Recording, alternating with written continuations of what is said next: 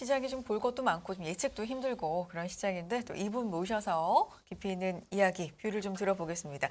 한국경제산업연구원 김광석 실장님 모셨습니다. 안녕하십니까? 안녕하세요. 안녕하세요. 네. 네. 이른 아침 고맙습니다, 출연. 예. 네, 제가 감사합니다. 네.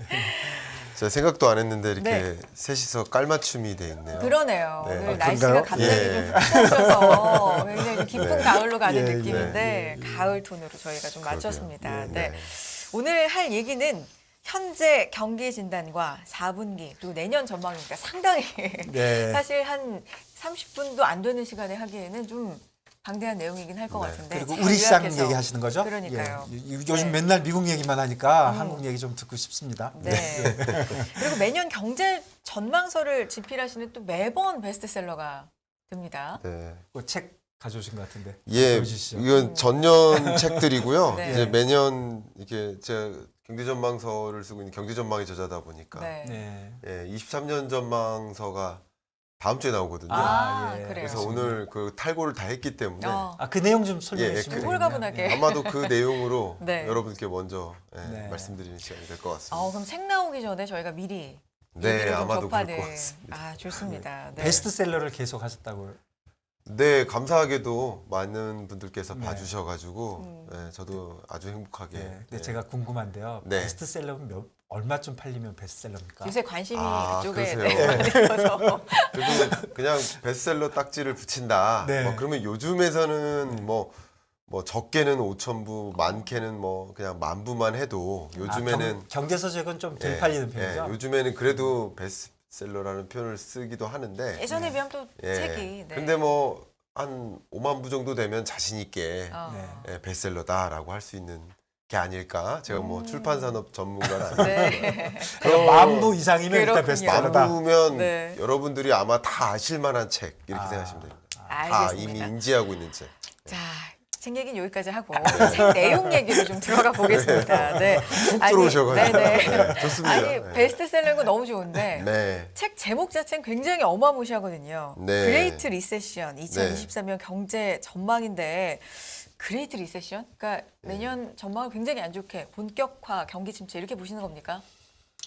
네. 그래요. 아. 이것은 사실 저만의 생각도 아니고 네. 제가 모든 경제 글로벌 국제기구 성격에 있는 기관들의 전망치를 거의 매일 다 쳐다보고는 있는데 월드뱅크뿐만 아니라 오늘 밤에 10시에 또 IMF 경제 전망이 나옵니다. 네. 근데 지난 7월에 전망했을 때보다도 안 좋을 것이라는 게 거의 기정사실화돼 있죠. IMF도 마찬가지, OECD도 마찬가지, 네. 글루미하다라는 표현을 썼어요. 네. 그리고 more uncertain, 그 불확실성이 더 커진다라고까지 표현하고 있고, 그러니까 저뿐만 아니라 정말 BIS도 마찬가지, 월드뱅크, 뭐 WTO 다 마찬가지. 23년 경제가 어두울 것이다라고는 보고 있습니다.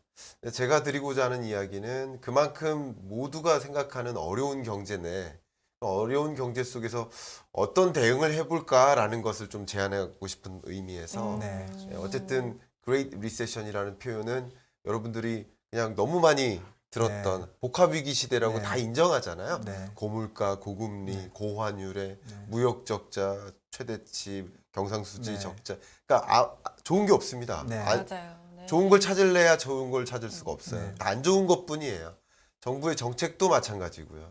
그냥 안 좋은 것 중에 하나를 골라야 되는. 이걸 선택해도 이것도 안 좋은 거예요. 네. 그런 선택, 뭐 기준금리 인상도 마찬가지고 동결해도 안 되고 또 인상하자니 문제고 뭐든지 안 좋은 선택지인데 안 좋은 선택지 중에서 뭔가를 골라야만 하는 어려운 국면인 건 사실이다. 네. 그런 의미에서 좀 적극적으로 Great Recession이라는 표현을 써봤습니다. 공감이 됩니다. 좋은 뉴스 찾기가 어렵고 네. 네. 네. 최악이 아니라 차악을 선택을 해야 되는 네. 뭐 이런 상황들. 그럼 그 긴축이 그 장기화 될 거라고 지금 보는 거잖아요. 그렇습니다. 예, 이게 가장 큰 핵심적인 이유가 뭘까요? 그러니까 지금 22년 하반기를 설명하는 세 가지 단어가 있습니다. 네. 아, 네. 이 세 가지 단어만 기억하면 모든 것들이 설명이 다 됩니다. 네. 첫 번째가 물가고요. 네. 두 번째가 금리고요. 네. 네. 마지막 세 번째가 시장입니다. 예. 그러니까 모든 게 설명이 다 됩니다. 네. 네. 물가가 너무 높다 보니까 네. 이 물가를 잡기 위해서 금리 인상을 하는 거고 금리 인상이 생각보다 더 가파르다 보니까 혹은 미국 이상으로 금리를 더 강하게 올리는 나라가 없기 때문에 네. 그런 현상 때문에 시장에 영향이 미치는데 네. 첫 번째 그 시장의 충격은 뭐 실물 경제 충격, 네. 소비 침체나 투자 위축 이런 거죠. 예, 예. 두 번째가 외환 시장이죠. 네. 강달러, 킹달러. 세 번째가 자본 시장이죠. 네. 주식 시장에서 다 이탈하는 거예요. 네. 모두가 이탈하는 겁니다. 네.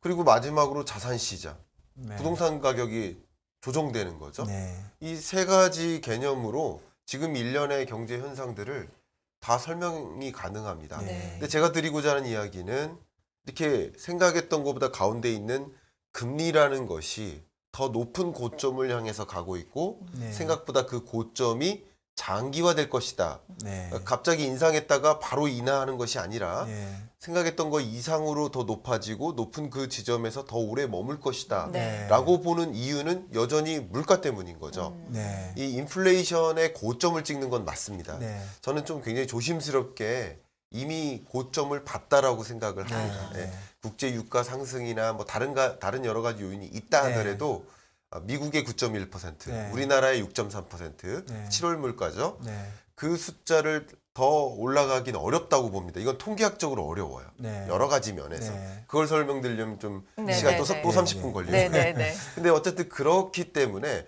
물가는 고점, 물가 상승률은 고점을 찍고 떨어지는 국면인 건 거의 확실하다고 볼 수 있겠으나 네. 그 높은 물가 상승세가 유지되는 건 여전하다라는 네. 거죠. 그러니까 많이들 고점 찍고 떨어지니까 금리 인상 더 없겠네라고 생각하는데 그게 아니라 계속 연준에서도 파월도 강조하잖아요. 2% goal. 2%라는 목표 물가를 이루겠다. 네. 이게 우리의 목표다. 중앙은행의 역할이다. 네. 그런 면에서 지금 고점 찍고 떨어져서 우리나라 물가 기준으로 5%대를 유지하고 있지만 피크아웃 찍었네가 아니라 여전히 갈 길이 머네라고 보시면 좋아요. 그렇죠. 그 최근에 사실은 연초만 해도 네. 피크아웃 얘기를 많이 하다가 그렇죠. 어느 순간부터는 연준도 이제 피크아웃이 문제가 아니라 얼마나 오래 갈 건지 예. 그런 얘기를 했던 것 근데 같습니다. 그것도요. 제가 계속 올해 내내 네. 파월의 마음을 읽어라 이 말씀을 드렸었어요. 네, 네. 근데 엉뚱하게 파월 말은 안 듣고 금융기관 말을 듣는 거예요. 네. 그 말을 왜 했냐면 네. 그러니까 파월은 물론 작년에 인플레이션을 전망하지 못했던 실패가 있었지만 네. 올해 들어서 금리 인상 기조를 보이면서 네. 한 번도 말을 바꾼 적이 없어요. 네. 올해 들어서. 네. 근데 시장에서 혼선을 갖는 거예요. 혼자. 네. 피크아웃 찍으면 인상 안 하겠네로. 네. 그런 얘기 한 적이 없습니다. 네. 2%라는 목표 물가를 이룰 때까지 금리 인상 계속 네. 강하게 해 나가겠다라고 했는데 네. 시장은 자꾸 그걸 오해를 주는 거죠. 파월의 말을 곡해해 버리는 거죠. 네. 2% 그 인플레이션 고점 찍고 떨어졌네. 그럼 금리 인상 안 하겠네. 그러면 주가 다시 올라가겠네. 이게 바닥인가 보다. 지난 5월, 4월 계속 그때부터 반복됐던 일입니다. 네. 계속 피크아웃 찍고 떨어진다. 근데 피크아웃도 안 찍고 생각보다 더 높은 물가를 찍고 그리고 생각보다 강한 긴축 행보를 보이고 시장은 아닌 줄 알았는데 더 가네. 계속 이게 오해와 확인 계속 연속되는 구간인 거예요. 지금 이 순간까지. 네, 그렇네요. 네. 그래서 사실은 지금이 가장 그동안 계속 저점을 찾았지만 네. 제일 저점이 있는 것 같고요. 그러면 우선 시간도 가고 하니까 우리 또 많이 들어보면 좋으니까 우리 내년도 우리 국내 시장 특히 이제 지금 말씀해주신 주식시장과 부동산 시장 네. 간단하게 어떻게 보시는지요? 예. 일단 주식 시장은요. 네. 내년은 22년보다는 좋습니다. 주식시장 관점에서. 네. 결론적으로는 네, 네. 좋습니다. 좋은데 그렇게 드라마틱한 반등은 아니다. 이렇게 네. 말씀드리고요. 네. 22년은 실적과 무관한 장세 이렇게 네, 설명하면 네. 거의 네. 맞아요. 네. 실적과 상관없이 매크로가 결정진 네. 주가예요. 네. 그러니까 삼성전자가 10만 전자에서 5만 전자로 떨어지는 이 과정 네. 실적이 나빴던 게 아닙니다. 네. 삼성전자가 잘못한 게 없어요. 네. 매크로 여건이 제로 금리에서 빅스텝 자연 스텝 행보로 이 매크로 여건이 완전히 바뀌면서 그러니까 완화의 시대일 때 10만 전자, 네. 긴축의 시대 5만 전자, 네. 매크로를 봐야 되는 시대. 네. 그래서 주가는 하방 압력을 받았었던 거고요. 네. 이제 주가라는 측면에서 금리는 당연히 이 선행 변수 역할을 하죠. 다시 말하면 이 주식시장은 선행성이라는 게 굉장히 중요한 요소죠. 네. 그러니까 금리가 23년 중반까지는 고점을 향해서 올라간다라는 것이 반영되는 완벽하게 반영되는 그 지점이 아마도 11, 12월이라고 보고 있습니다. 네. 이거는 작년 이맘때부터 일관되게 했던 이야기인데요. 결과적으로는 딱 맞는 표현이 된 것 같고요. 네네. 그리고 주가는 이제 23년에는 반등은 합니다만 실적 자체가 어둡기 때문에 가장 대표적인 예가 애플이죠. 네. 애플이 그 생산 계획을 철회했잖아요. 네. 네. 그 밖에 다른 IT 기업들도 마찬가지. 우리나라 대표적인 대기업들 네. 다 지난주 회의를 했잖아요. 네. 비상소집 회의를 했습니다. 사장단 회의를 했습니다. 비상경영 체제에 들어갑니다. 네. 그러니까 이런 모습들이 어떻게 보면 실적 자체가 어두워지는 네. 그러니까 금리라는 그 펀더멘탈이라는 면에서는 선반영돼서 반등할 여지는 있지만 계속 반복되는 그 실적 발표가 좀 어둡게 나타나는 네. 그래서 뚜렷하게 이렇게 반등하는 그런 흐름은 기대하기가 어렵겠구나. 매크로적으로 말씀드리면 그렇고요. 네. 주식 말고 이제 부동산으로 부동산? 네. 네네. 궁금해 말씀 주시니까 부동산 시장은요 동행합니다. 뭐랑요? 금리와 동행합니다. 네. 그러니까 기준금리 더하기 알파가 시중금리잖아요. 네. 근데 시중금리가 가장 높은 그 지점은 23년 중반일 겁니다. 네. 그러니까 지금이 아니라 내년 중반이 금리가 가장 높은. 가장 높을 것이고 우리나라의 실질 금리. 실질금리 네네. 예, 시중에서 시중에서 보통 한 여러분이 대출하는 뭐 대출금리 2년짜리, 3년짜리. 예, 저축금리, 네, 대출금리가 가장 높은 지점이 23년 중반일 것이고요. 23년 중반까지 그 전까지는 뭐 주식시장 말고 부동산 시장도 지금도 이미 조정되고 있지만 네. 지금 조정률이 마이너스 0.02%입니다. 네. 주간으로. 네. 네. 주간으로 마이너스 0.02% 뭐 큰 겁니까? 미미한 거죠. 미미한 거죠. 예. 예. 이것을 갖고 폭락이라고 표현하면 네. 안 됩니다. 예. 이거 어떻게 폭락입니까? 그러니까 20년 1월이 요 정도라면 100이라고 한다면 그리고 22년 끝자락이 20% 오른 120이라고 한다면 지금 조정된 것은 118 요 정도인 거예요. 아, 그래요? 조정 정도가. 근데 그 예. 뉴스에서 자꾸 보면 예. 뭐 10억짜리가 5억 됐다고 네. 그렇게 나니까 좀- 뉴스니까요. 예. 그런 사례들만 찾아서 발표를 하니까. 근데 전체 수준으로 보면 그렇죠. 아주 미미하다.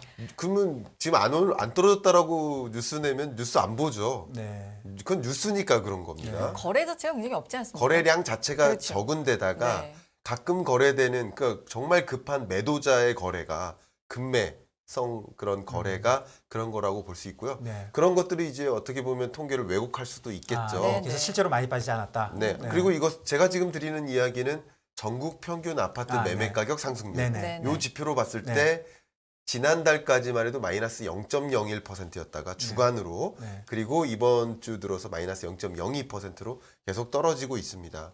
떨어지고 있는데 이 조정률이 가장 높은 그 조정률이 가장 큰 그 지점이 23년 중반이 되겠죠. 아, 예. 예, 근데 이 부동산 시장이라는 이 시장의 움직임이 이렇게 떨어지다 갑자기 플러스 이렇게 되는 게 없습니다. 그렇죠. 조정되다가 저점을 찍고 또 이렇게 서서히. 원만하게 떨어진 네. 거거든요. 그렇게 본다면 23년 내내 부동산 가격은 조정될 가능성이 높겠다라고 보고 있고요. 만약에 매수 시점을 고려하는 데 있어서는 조금 더 지켜볼 필요가 있겠다. 물론 이제 부동산 전문가마다 표현하는 바가 다르지만 뭐 24년, 25년도 말씀하시더라고요. 근데 저는 이 부동산 시장을 전망하는 그 선행 지표들이 네. 다 1년 전망치밖에 안 되기 때문에 1년을 관찰할 수 있는 그런 지표들밖에 없기 때문에 24년을 제가 감히 말씀드리기는 어려울 것 같아요. 근데 지금에서 23년은 계속 조정되는 국면인 것은 확실해 보이기 때문에 그러니까 지금 제가 받아들인 거는 그 내려가는 그 퍼센티지가 점점 더 마이너스가 커지다가 그렇습니다. 2003년 중간쯤 돼서는 네. 그 숫자가 좀 작아지는 쪽으로 플러스가 아니더라도 예, 그래서 그거 그 유례 바닥은 23년 중간 맞습니다. 정도일 가능성이 많다. 예, 그렇습니다. 그거는 실질 금리와 또 네, 연관이 관계가 되고 있으니까. 있다. 실질금리라는 측면에서 매도자의 매도세를 강화시키고요. 불안하게 만들고요. 네. 또 매수자는 매수 심리를 위축시킵니다. 근데 그게 플러스가 나는 데는 좀 시간이 또 상당히 플러스가 걸립니다. 나는 거는 23년에는 좀 어렵다. 어렵지 않을까 생각합니다. 근데 네. 부동산 시장은 주식시장하고 좀 달리 네. 주식시장은 오르면 대부분 사람들이 좋아하잖아요. 네. 근데 우리 부동산 시장은 예. 오르면 좋은 건지 내리면 좋은 건지도 잘 모르겠어요. 뭐 보유자의 영역이 있고 예. 아직 매수를 맞아요. 기다리는 조금, 영역이 있고 예. 그러니까요. 맞아요. 조금 왜냐하면 좀 센시티브하다 그럴까? 예, 아니 저도 예. 지난주에 그 네. 칼럼 신문에 칼럼을 네. 하나 냈는데, 그러니까 주택 정책, 부동산 정책의 그 핵심이 가격이 있으면 안 된다는 것이 네. 그 이유입니다. 네. 왜냐하면 자가 점유율, 그러니까 우리 서울시를 기준으로 했을 때 자가 점유 비중이 50%가 안 돼요. 네. 49점 몇 %예요. 네. 다시 말하면 거의 반 정도가 내 집에 살고 있고 반 정도는 임차가다. 빌려서, 예, 예. 이렇게 본다면 네. 가격이 오르면 갖고 있는 사람은 좋겠고, 음. 그리고 갖고 있지 않은 사람은 싫겠죠. 네. 떨어지면 갖고 있지 않은 사람들은 좋겠고, 네. 갖고 있는 사람은 그렇죠. 싫겠죠. 네. 너무나 그 반은 좋고 반만 만족시키는 왜 그런 정책을 하느냐. 네. 가격은 그냥 시장에 두고 음. 보완책인 주거 안정 대책 말 그대로 네. 이런 일이 있을 때 뭐 깡통 전세가 발생해서 뭐 사기나 뭐 이런 여러 가지 그러니까 불협화음을 조정하는데 정책이 집중이 된다라는 생각을 네. 이제 많이 갖고 있거든요. 네. 그런 면에서 가격이 어쨌든 조정된다라는 것은 누군가에게는 좋고 누군가에게 싫은 일이 될 수 있겠죠. 네. 그렇네요.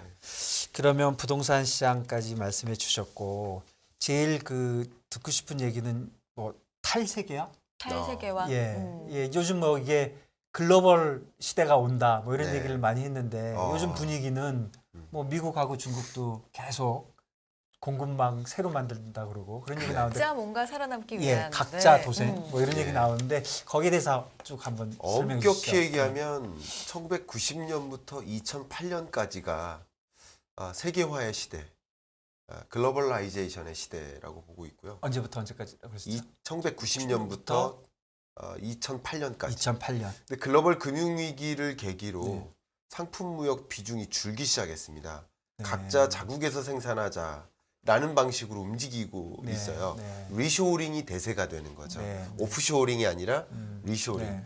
근데 이 세계화의 상징이 미국의 맥도널드가 러시아에 입점하면서 1990년에 네. 그게 마치 세계화의 상징처럼 네. 자본주의의 상징 혹은 미국의 상징인 네네. 무엇이 러시아에 입점한다. 네. 이게 세계화의 상징처럼 보였고 그때 이후로 동서방이 많이 만나고 글로벌라이제이션이 엄청나게 일어나는 세계화의 시대였습니다. 네. 네.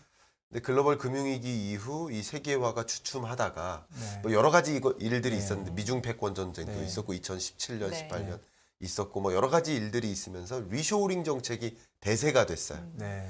이 공장을 해외에 두는 것보다 자국에 두는 게 훨씬 유리하겠구나. 네. 자국 고용을 챙기고 네. 뭐 그런 방식으로 움직이다가 네. 미국의 맥도널드가 러시아로부터 철회하면서 이것은 마치 세계화의 종식의 상징인 거죠. 언제 탈세계화. 그랬죠? 얼마 전에 한 거죠? 얼마 전입니다. 예, 전쟁 예. 이후입니다. 전쟁 때. 예, 올해입니다. 올해. 예, 예. 올해 2월, 3월이었던 네. 것 같습니다. 제 예, 기억에. 예. 이게 탈세계화의 상징 혹은 세계화의 종식의 상징. 예. 입점이 세계화였듯이. 네, 상징이라는 네. 거죠.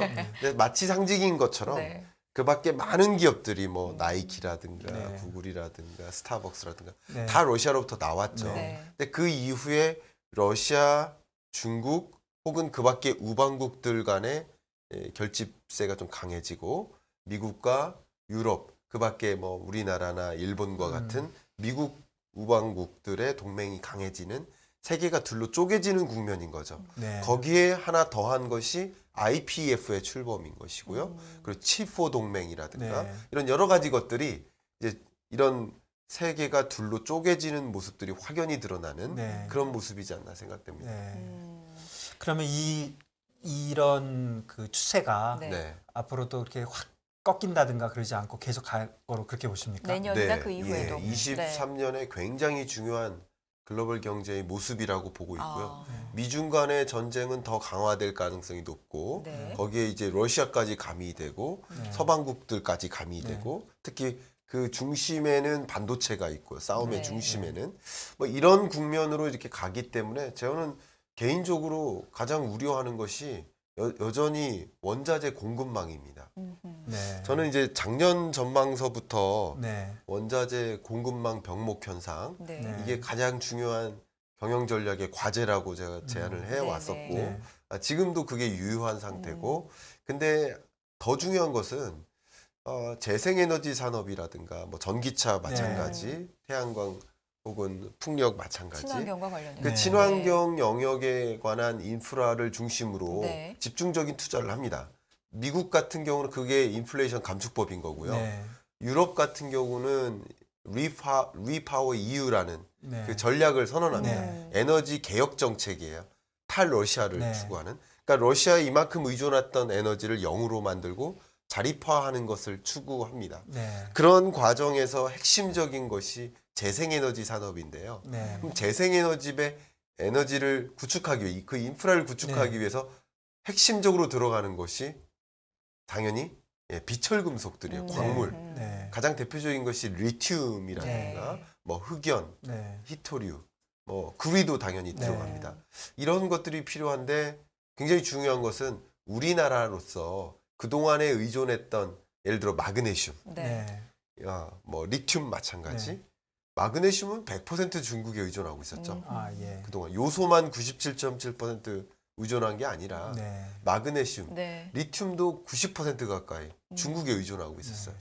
그러니까 중국과 중국 우방국, 러시아 우방국들에 의존하고 있던 그런 광물 소재가 부족해지는 거죠. 아, 이런 광물 수요는 폭발적으로 늘어나는데 말이죠. 네. 네. 그런 과정에서 여전히 이런 광물 원자재 가격은 굉장한 불안한 그런 흐름을 유지할 가능성이 높겠다라고 보고 있습니다. 이 탈세계화가 우리나라 경제에는 나쁜 영향이라고 봐야 되겠네요. 탈세계화가 네. 나쁜 것도 아니고 좋은 것도 아닐지 아, 모릅니다. 그런가요? 저는 네. 그렇게 생각합니다. 예, 예. 어떻게 대응하느냐에 따라 네. 달려있는 네. 거죠. 가장 대표적인 게 IPF인데요. 네. 그럼 IPF에 우리 출범할 때 같이 동참했고 네. 이게 본격화되는 게 23년인데요. 네. 그러면 IPF 참여로 인해서 중국 경제를 놓치지 않느냐라고 생각하는데 네. 그러면 IPF 참여국들과의 경제 관계를 놓치면 어떡하냐. 네. 똑같은 말이 돼요. 그러네요. 근데 이게 더 크거든요. 네. 네. 굳이 떡을 비교한다면 중국도 우리나라 전체 수출의 거의 4분의 1, 25%를 차지하고 있지만 네. 네. IPF 참여국에 대한 수출은 더 많습니다. 30% 정도 됩니다. 네. 그러니까 이것을 놓칠 수는 없고요. 네. 공급망이라든가 여러 가지 면에서 이 IPF 참여국들을 놓칠 수 없는데 결국은 우리가 이런 국면이 달라지니까 네. 그러니까 밸류체인 자체가 틀어지는 거죠. 네. 중국의 입지가 줄어들고요. 네. 그리고 그 밸류체인을 연결하면 막 이렇게 연결할 수가 있습니다. 네. WTO에서 그걸 많이 연결하는 그 보고서를 내는데 네. 전에는 글로벌라이제이션 시대에는 중국, 독일, 일본 이렇게 해가지고 그것을 중심으로 세계가 연결되는 흐름인데 지금은 그게 양분되는 거예요. 네. 중국, 러시아를 중심으로 왔다 갔다 하는 네. 그리고 이렇게 그러니까 이런 과정에서 밸류체인도 바뀌고 우리의 시장도 바뀌고 네. 그러는 과정에서 우리가 어떻게 대응하느냐에 따라서 완전히 달라지는 것이지 네. 그것이 위협이다 아니다라고 볼 수는 없는 거예요. 근데 아. 위협적인 요소는 상당히 있는 거죠. 네. 왜냐하면 그동안의 공급망이 중국으로부터 많이 의존을 하고 있었기 때문에 그렇기 때문에 네. 이해가 그렇군요. 됩니다. 사실 네. 책 한 권을 이렇게 짧은 시간 안에 다 듣기에 좀 무리가 있었지만 그래도 예. 핵심을 오늘 설명을 해주신 예, 것 같고요. 좋습니다. 예, 예. 책을 많이 좀 활용을 해주셨으면 좋겠고 또 모셔서 깊은 얘기 좀 들어보겠습니다. 네, 네. 한국경제산업연구원 김광석 실장과 함께했습니다. 실장 고맙습니다. 네, 감사합니다. 감사합니다.